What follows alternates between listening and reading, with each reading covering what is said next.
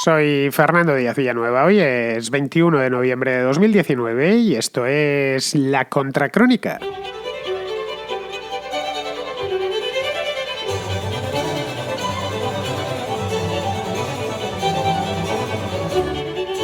Los problemas en hispanoamericano solo son políticos, como hemos tenido ocasión de ver a lo largo de este último mes, sino también económicos. Hace solo unos días, coincidiendo con la ola de protestas en Bolivia, en Chile y en Ecuador, la Comisión Económica para América Latina y el Caribe, más conocida como CEPAL, esta comisión depende de las Naciones Unidas, actualizó sus previsiones de crecimiento para este año, lo que queda de año, que ya es poquito, estamos a 21 de noviembre, y sobre todo para el próximo, para el año 2020. Las previsiones del año próximo hay que tomarlas con pinzas porque falta todavía mucho tiempo y las predicciones suelen fallar, pero las de este año, pues como queda solo un mes, son bastante más ajustadas. El panorama que pintan no es desolador, pero sí es bastante negativo. Las tres principales economías de la región, que son Brasil, México y Argentina, se hallan en estado vegetativo a crecimiento cero en los tres casos, o casi cero. Otras economías están directamente derrumbadas, como la de Nicaragua, por ejemplo, que decrecerá este año un 5%. Nicaragua ha tenido un año especialmente movido a raíz de las manifestaciones. No las ha habido en estos días, pero sí a lo largo de todo este año, y especialmente la de Venezuela, cuyo decrecimiento se irá en 2019 para hacia el 25,5%, un auténtico disparate. Ojo, esto por debajo, un decrecimiento por debajo del año pasado, que ya fue un año especialmente negativo. Solo se salvan de la quema Colombia y Perú entre las economías grandes que resisten, aunque con un crecimiento inferior al de otros años. Una tempestad económica, como estamos viendo, que ya se había anunciado hace tiempo. Las últimas previsiones que había hecho la CEPAL son del mes de julio y ya eran negativas, pero las han revisado a la baja. A Hispanoamérica los ciclos bajistas de las materias primas le sientan especialmente mal, pero esta vez ha venido intensificado con la subida de tipos en los Estados Unidos y la retirada de los estímulos de la Reserva Federal. Entre ambas cosas, pues han terminado por darle la puntilla. Esto viene a demostrar que sin esteroides solo crece en Hispanoamérica quien lo hacía de verdad.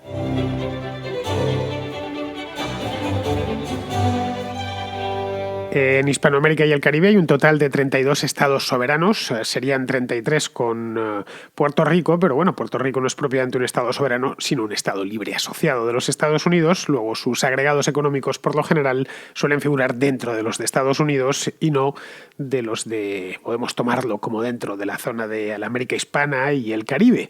Pero bueno, aunque culturalmente y en otros muchos aspectos sí forme parte de ella, no desde el punto de vista económico. Bien, de estos 32 estados soberanos, el 83% del PIB, acabo de calcularlo, de hecho pensaba que iba a ser una cosa por ahí en torno al 80 y me ha salido un 83% del PIB del año pasado. Evidentemente el de este año todavía no se conoce porque no ha terminado. Pues de estos 32, el 83% del PIB se concentra en 6, solo en 6, que son Brasil, México, Argentina, Colombia, Chile y Perú. Estamos hablando de que prácticamente la economía hispanoamericana son estos 6 países. Los 26 restantes se reparten el 17% restante.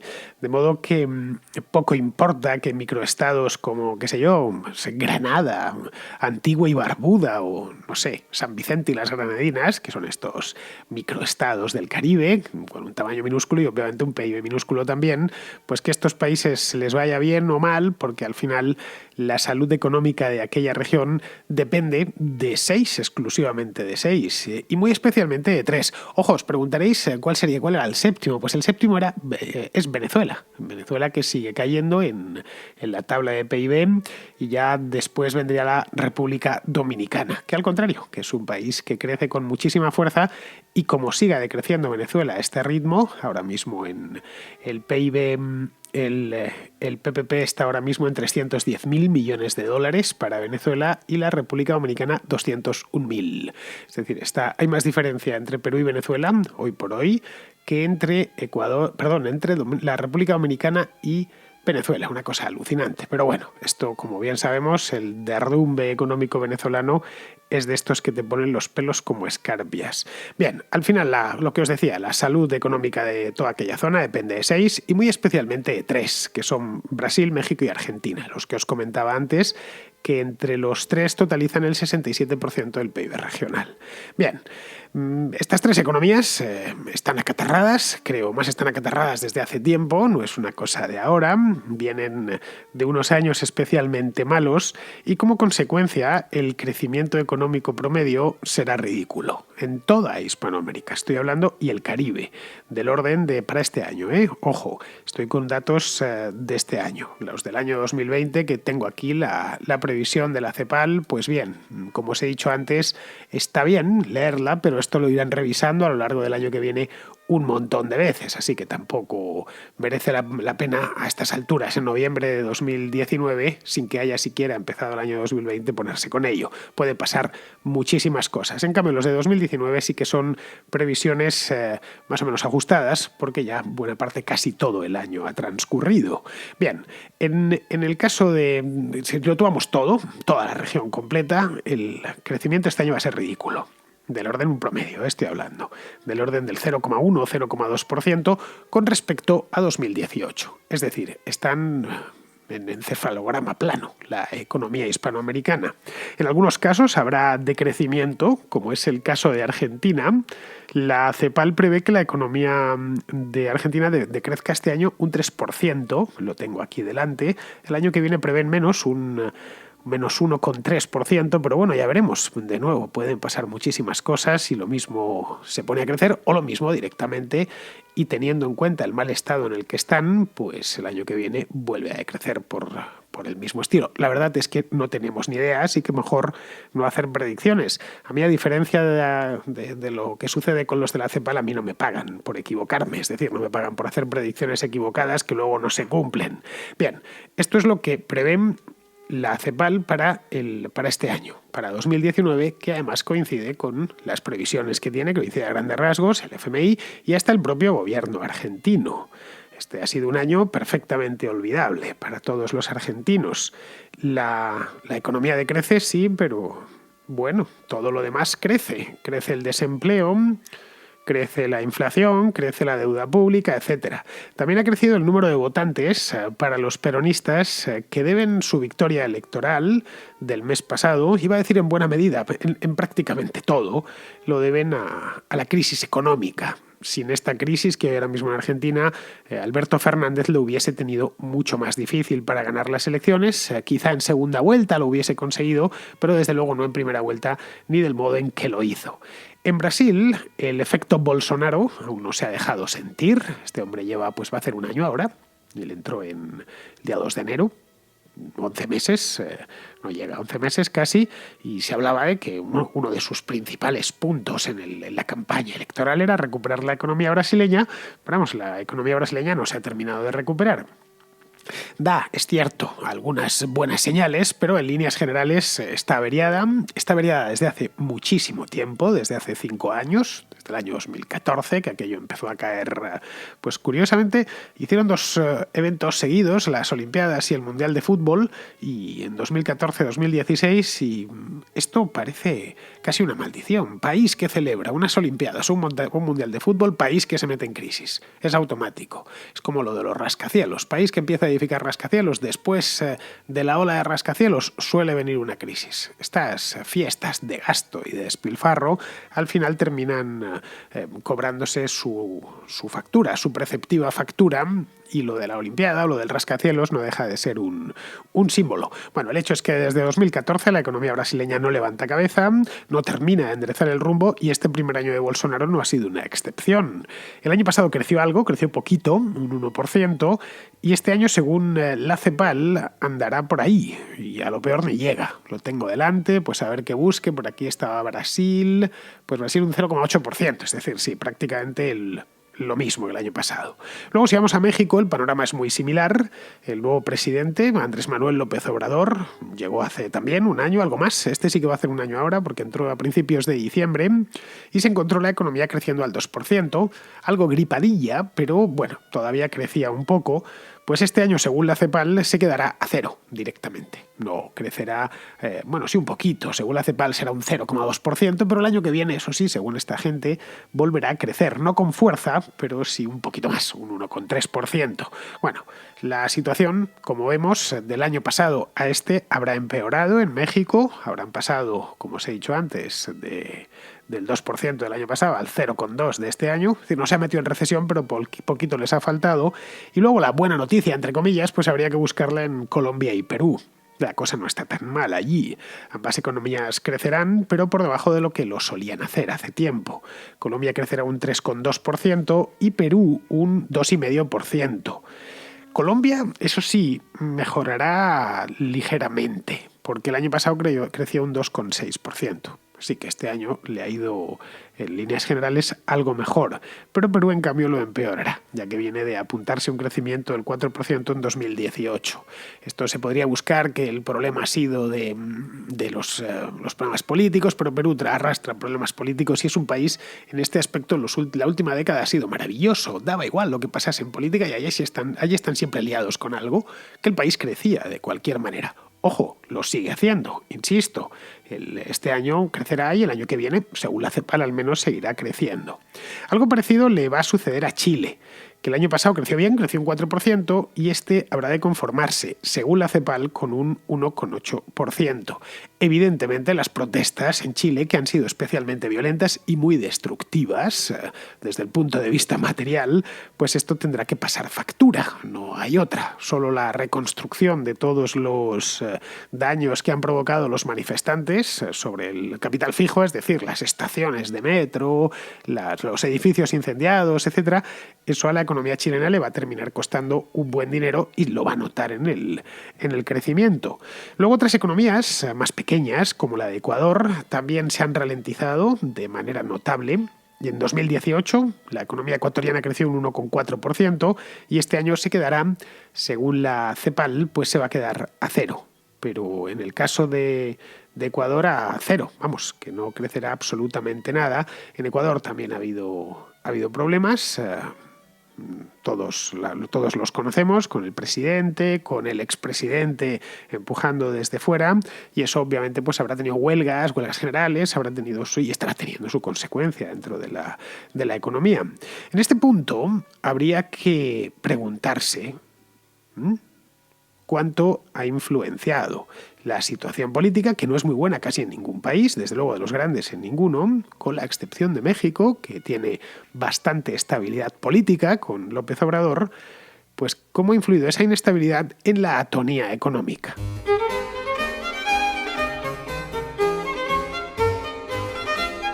Os decía inestabilidad política, pero lo que hemos tenido especialmente a lo largo del último mes y medio ha sido algo más que inestabilidad. Lo de Santiago de Chile no ha sido solo inestabilidad, ha provocado inestabilidad, pero la cosa empezó en la calle. Lo de Bolivia, por ejemplo, pues sí ha sido inestabilidad política que ha generado a su vez protestas, que a su vez han traído más inestabilidad política. Lo de Ecuador, pues más o menos lo mismo. La inestabilidad política, a fin de cuentas, se puede tener mucha.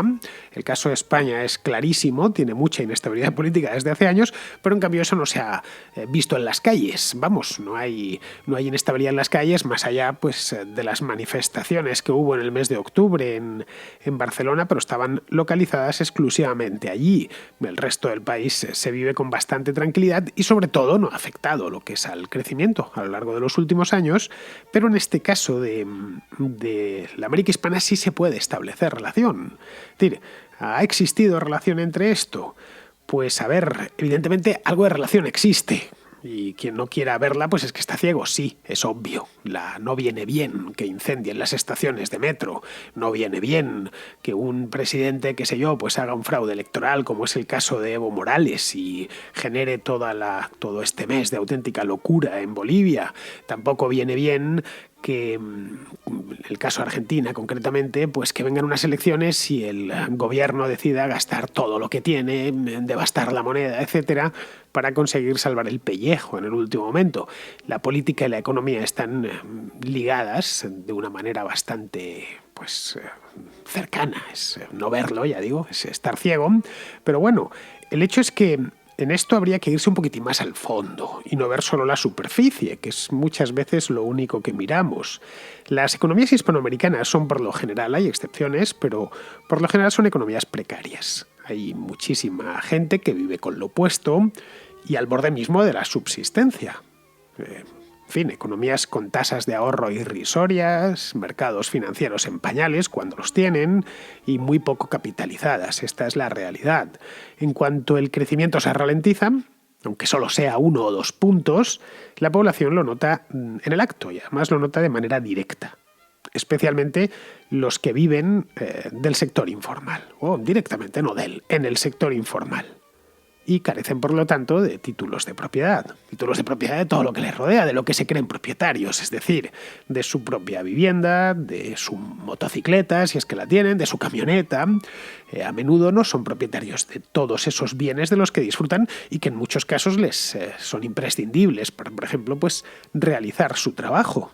Es muy habitual el cuentapropista en Hispanoamérica, que todo lo que tiene es una motocicleta y con la que es que es su principal herramienta para poder subsistir. Otros directamente no tienen eso, o una camioneta desvencijada, ese es todo su capital, y sucede, ya digo, a menudo que ni siquiera esa camioneta es suya porque no está titulada. Sucede también que la vivienda que ocupan, en alguna colonia o en algún barrio de la ciudad, tampoco es propiamente suya, aunque naciese allí, aunque sus padres ya viviesen allí. No están bien delimitados los derechos de propiedad, y eso es un problema muy serio. Es decir, gente que además luego se maneja en efectivo. No son economías sobre todo en estos ambientes, no están bancarizadas y es muy sensible a que el efectivo escasee, a que no haya dinero suficiente porque es decir, que para esta gente el dinero es el que pueden guardar dentro de un calcetín o meter en una caja o en sus propios bolsillos.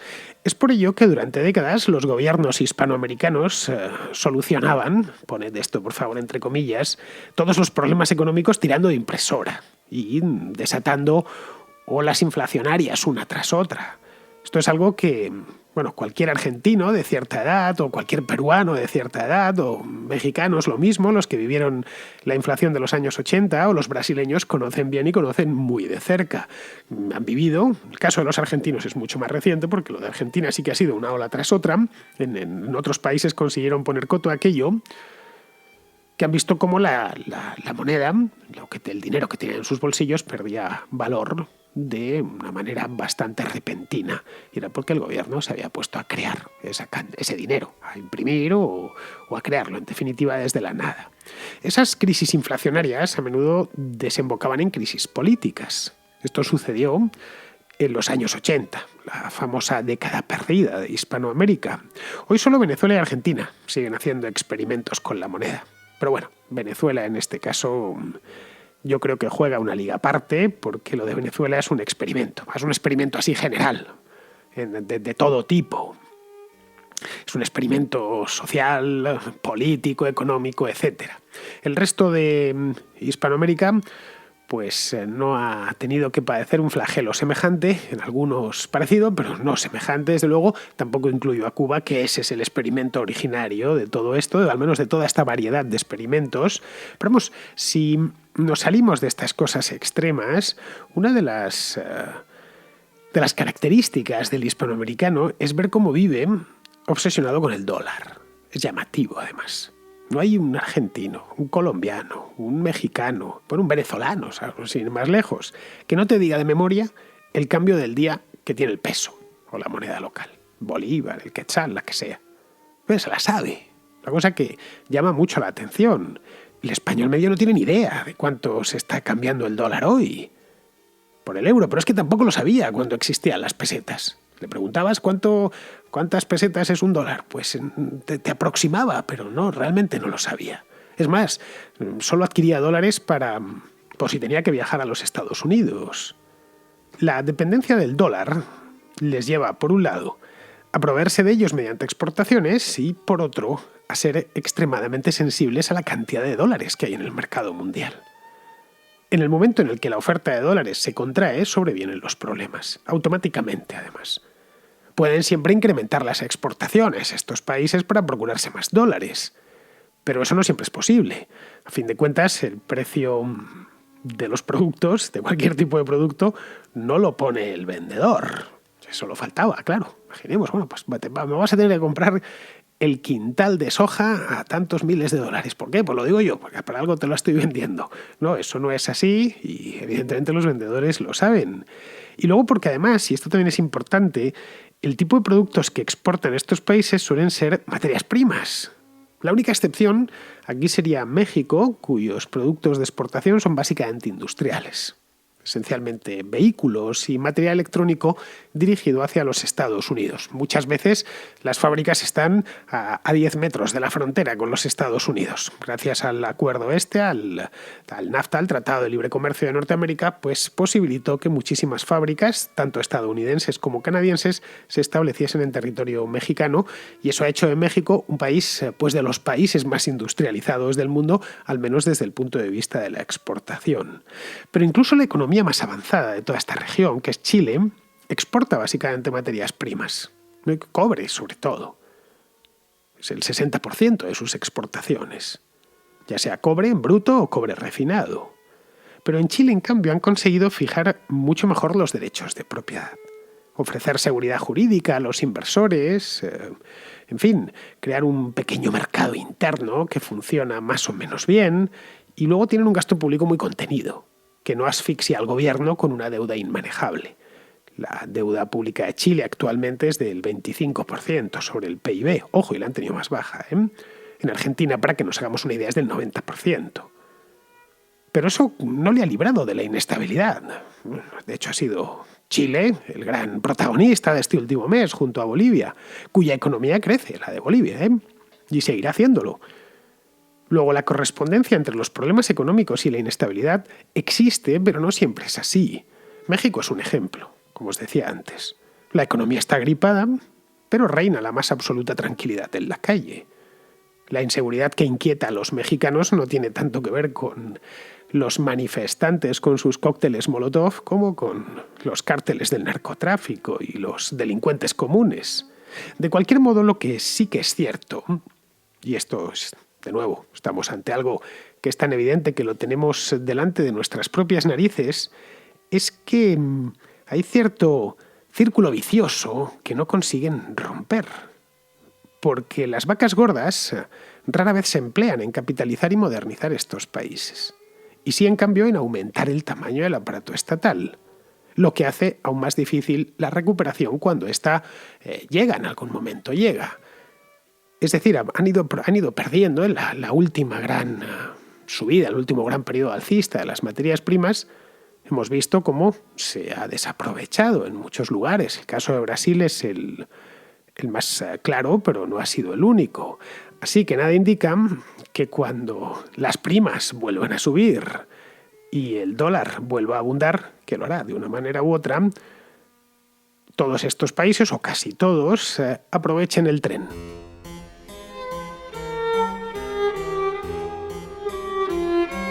Vamos con la contrarréplica. Empezamos con Eli, que nos habla de los problemas de Hong Kong, aunque esta vez poniéndose del lado de las autoridades hongkonesas y chinas. He escuchado una llamada de un oyente que visitó recientemente la isla y se sorprendió, dice, porque muchas empresas continuaban a pesar de las protestas, a diferencia de lo que ocurría en Cataluña, en la que muchas empresas han huido, y supuestamente, según este oyente, pues esto demostraría una supuesta fortaleza económica, los bajos impuestos y todo eso.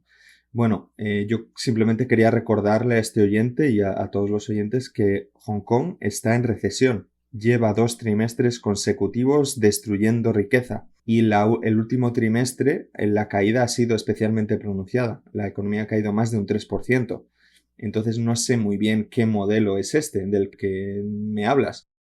Y en segundo lugar, también había otro oyente que llamó para hablar sobre la supuesta caída del Partido Comunista Chino y no sé qué. Bueno, yo quería recordarles a todos que en Hong Kong se realizan elecciones cada 4 años. Elecciones al Parlamento, es verdad, no es una democracia plena, podemos decir, pero el Parlamento es plenamente democrático y los hongkoneses, en ejercicio de su libertad, han elegido un parlamento pro-Beijing Y esto es algo que los medios occidentales no parecen asumir. Se plegan a una oda al cóctel Molotov y hacen lo que ocurre en Cataluña, que tratan de inferir de las protestas callejeras, muchas de ellas violentas, de hecho mucho más violentas de lo que fueron en Cataluña, e inferir de ahí una supuesta voluntad popular que no existe. Las protestas en Hong Kong han sido muy violentas. Tengo varios conocidos que han tenido que salir de Hong Kong hartos de esta situación y ante la perspectiva de que no va a mejorar la situación en el futuro. En Hong Kong han ocurrido cosas de las que se hablan poco en la prensa occidental. Por ejemplo, Google han tenido que cerrar varias páginas de estos indignados hongkoneses porque se dedicaban algunos de ellos a identificar a los negocios pro-China y a poner esa información a disposición de los demás para que, bueno, quizá alguien se animase a quemar o a saquear alguno de estos negocios, cosa que ha ocurrido con algunos grandes negocios que venían de China.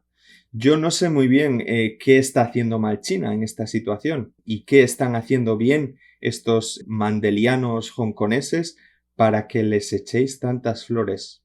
La economía hongkonesa efectivamente entró en recesión hace unos meses y la autoridad monetaria, por cierto, de allí de Hong Kong está tratando de combatirlo con recortes de tipos de interés. He visto ya dos en la prensa económica en los últimos meses. Hicieron uno en julio y otro el mes pasado. Vamos, llevaban años subiéndolo los tipos y están revirtiendo el camino a toda prisa. Respecto a lo que preguntas sobre qué están haciendo estos manifestantes y por qué se les anima desde Occidente, pues supongo que será porque están pidiendo no ser absorbidos por una dictadura. En cuanto a las elecciones hongkonesas, pues la mayoría está efectivamente a favor del gobierno de Pekín, pero no de integrarse en China. Los leales, que es como los llaman allí, básicamente que son los partidos cercanos al empresariado, a los sindicatos y a los funcionarios, quieren tranquilidad y consideran que el sistema actual les garantiza esa tranquilidad. Los empresarios básicamente lo que quieren es hacer dinero. Entonces, evidentemente hay empresarios del otro lado, pero los pandemocráticos que llaman en Hong Kong, pero vamos, que los que están a favor del gobierno no quieren integrarse en China, en absoluto. Y si mañana lo intentasen desde Pekín precipitar esto, precipitar la fusión o la absorción, te aseguro que la mayor parte de ellos también se opondrían. Bien, vamos ahora con Fernando de Chile, que nos aporta una nueva información sobre el tema este de la nueva Constitución. Y escuché el programa acerca de si Chile necesita una nueva constitución, lo encontré muy bueno, muy bien resumido y muy claro. Ahora va a venir la primera, eh, ¿cómo se llama esto?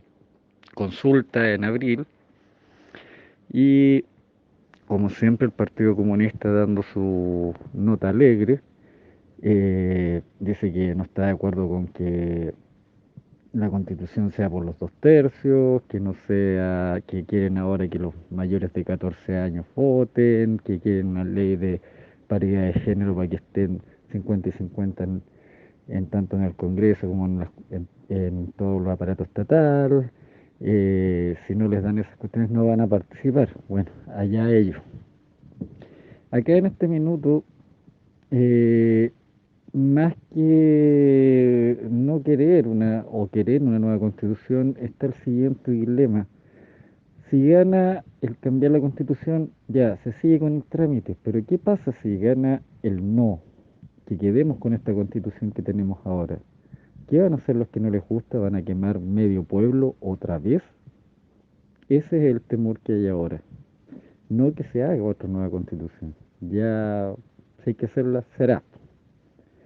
Y y viendo cómo es la realidad en este minuto, tanto en las redes sociales como en la calle, te diría que es un 50 y 50. No se ha balanceado de ninguna parte. Si hay mayoría que dice que no, hay mayoría que dice que sí. Habría que verlo ya va a empezar para el próximo mes, porque ya han empezado con las campañas, con que algunos dicen que sí, otros dicen que no, que todo esto es una tontera que inventó la izquierda porque no era lo que estaban pidiendo las demandas sociales, que quieren simplemente meter esto de colado que ya se metió de colado. ¿Mm?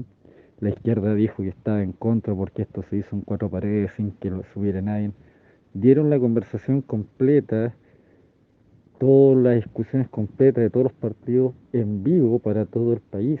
No se hizo a, a puertas cerradas, como dicen ellos. Ellos se fueron a la mitad de la conversación, porque no le están dando el gusto a lo que ellos quieren. Si inclusive han querido manifestarse afuera, hacer uno, unas marchas los del Partido Comunista y del Frente Amplio, y la gente los frena, dicen no los quiere. Realmente nadie quiere a ningún político en la calle, los quieren ver en el Congreso trabajando. Bueno, eso es todo por ahora. Aquí todo sigue calmándose un poco, pero todavía está muy punzante la cosa, que la gente que está en contra y que está a favor. Así que un saludo a todos y sigue así con tu programa. Bueno, Fernando, lo del voto a los 14 años me ha dejado patidifuso. En breve empezarán a pedir que se voten los parvularios, al paso que van. Aquí andan con lo de los 16 años, los de Podemos. Así que no elimino que, pues eso, en 2021 2022 estén diciendo que hay que bajar el voto hasta los 14. Respecto a lo que comentas, efectivamente es así. A ver, ¿qué pasaría si la nueva Constitución se presenta en un referéndum y los votantes le dicen que no? Pero no solo eso, ¿eh? No solo eso. ¿Qué pasa si gana el sí, por ejemplo, por 1 o 2 puntos? Justito. ¿Qué legitimidad tendría la nueva Constitución? Cuando el 48% de los chilenos no la han querido. O si gana el no por poco. Se habrá puesto en duda la validez de la Constitución actual sin ninguna necesidad. Vamos, creo que Chile con esto, el otro día lo comentaba, se ha metido en un problema de manera innecesaria, inútil, un problema que arrastrará durante muchísimo tiempo. Bien, vamos ahora con el tema de ayer, el tema este de los seres en Andalucía. Tengo a dos Franciscos, los dos andaluces, uno es de Córdoba y el otro de Málaga. Nos comentan lo siguiente. Yo creo que, además de los ERE, aquí hay otra trama de la que se habla poco porque principalmente muchos la aprovechan y callan, ¿no? Que es la del PER. Mis amigos en el pueblo, cuando yo les decía el PER, ellos decían, ¿eso qué es? Bueno, es que allí ellos lo conocen como lo de las peonas. Y claro, además sabiendo que hace poco Pedro Sánchez dijo que iba a reducir el número de peonas necesarias para acceder al subsidio, yo creo que aquí hay algo bastante turbio detrás. Y, y vamos, esto en los pueblos se sabe, que la gente no va al campo a trabajar y aún así recibe el subsidio. ¿Tú qué opinas del tema? Hola Fernando, soy andaluz y bueno, estoy contento de que haya terminado el caso de los ERE. Hay que recordar también que falta todavía el caso de los cursos de formación. Me gustaría que me confirmase si es uno de los casos por cantidad de dinero más grande de toda la historia de la Unión Europea, los 650 millones de euros o no, porque creo que se lo he escuchado al PP, pero no estoy seguro. Y me gustaría hacer una reflexión. Bueno, el Partido Socialista fue el partido más votado en las pasadas elecciones andaluzas. Y esto pese a que los seres ya estaban ahí desde hace muchísimo tiempo. ¿De acuerdo?